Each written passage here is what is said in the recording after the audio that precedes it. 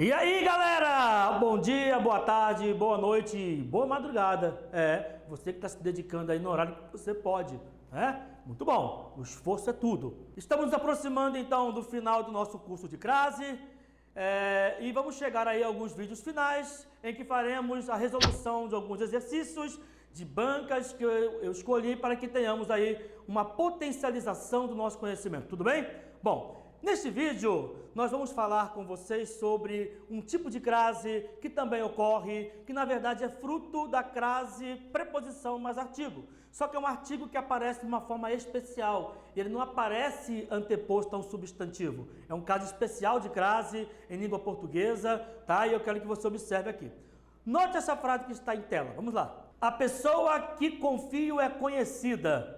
Bom, se você tem algum trato já com o idioma, com a língua portuguesa, leitura, vai perceber que falta alguma coisa nessa frase. Que coisa é essa?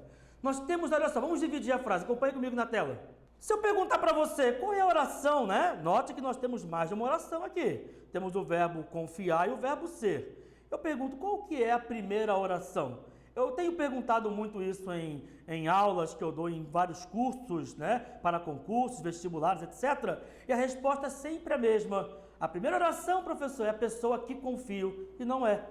Tá? E a segunda é conhecida. Tudo errado, furou. Isso aqui é o que a gente chama de período 1, 2, 1. Olha só, grifando aqui, olha. A primeira oração é a pessoa é conhecida. 1, percebeu? Está no meio dessa oração, a oração que confio é a nossa oração subordinada. A essa altura do campeonato, você deve estar se perguntando, mas professor, isso aqui é uma aula de crase, o que tem a ver falar de oração aqui subordinada, período composto com a estrutura 1, 2, 1? É porque eu quero que você perceba que esse que, quando aparece numa oração como essa, com essa estrutura, ele é equivalente a quê? Observa a telinha aqui, olha. Esse que, nesse caso, nessa oração, equivale a o qual ou a qual. Pois é. E quando o que equivale a o qual ou a qual, esse que é um pronome relativo. Então eu posso escrever, eu posso reescrever essa frase que eu te apresentei de outras duas maneiras. É possível dizermos a pessoa em quem confio é conhecida, ou ainda a pessoa, aí vamos trocar o que por a qual e vai ficar a pessoa em a qual confio é conhecida. Bom, ninguém nativo em nosso idioma vai pronunciar a pessoa em a qual, não é mesmo? Vamos fazer então aí a contração dessa preposição com o artigo. Como é que fica então? A pessoa na qual. Bom, professor, mas eu vi também já a pessoa da qual, a pessoa da... Como é que funciona isso? Eu preciso olhar esse verbo que acompanha o que, pronome relativo, dentro da oração subordinada. Que verbo que é? Destaca aqui, olha, é o verbo confiar. E o verbo confiar, ele rege uma preposição. Qual é? Quem confia, confia em alguém. Então vamos dizer que o verbo aí exige a preposição em. Quando então o verbo fizer essa exigência, a preposição ela vai aparecer antes desse pronome relativo. Vamos então agora reescrever a frase como nós pronunciamos adequadamente nosso idioma. Vamos lá, acompanhe comigo em tela. Fica assim, a pessoa na qual confio é conhecida. Tá, mas cadê a crase? Calma!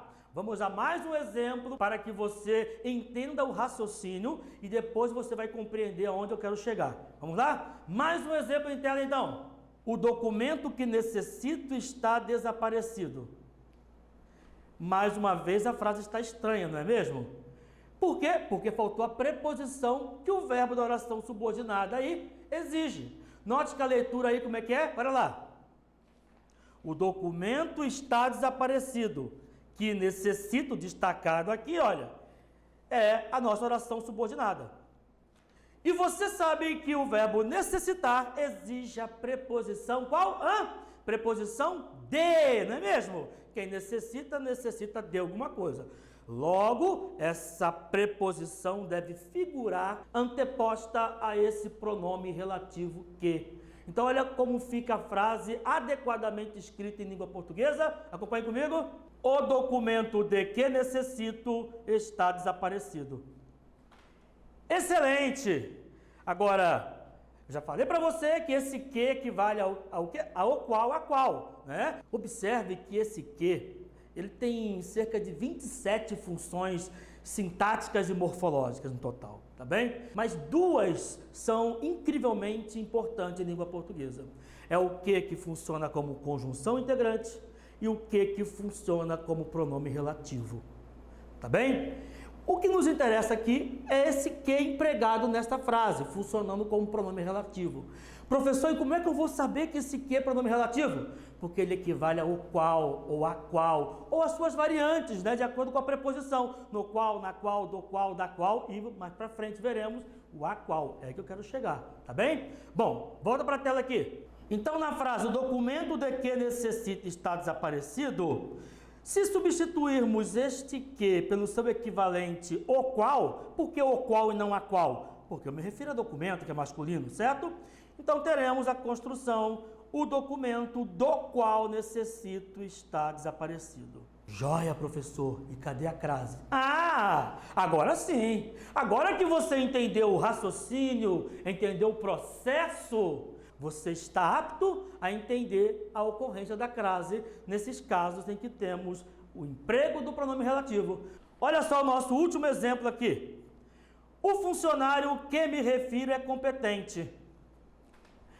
O nosso primeiro verbo empregado foi o confiar. Quem confia, confia em. O segundo verbo do segundo exemplo foi o verbo necessitar. Necessita de. Agora, escolhemos o terceiro verbo nesse terceiro exemplo, que é o verbo referir-se. Então, quem se refere a. E, logicamente, essa preposição a vai antepor o pronome relativo. Olha só, então, como fica a frase escrita adequadamente.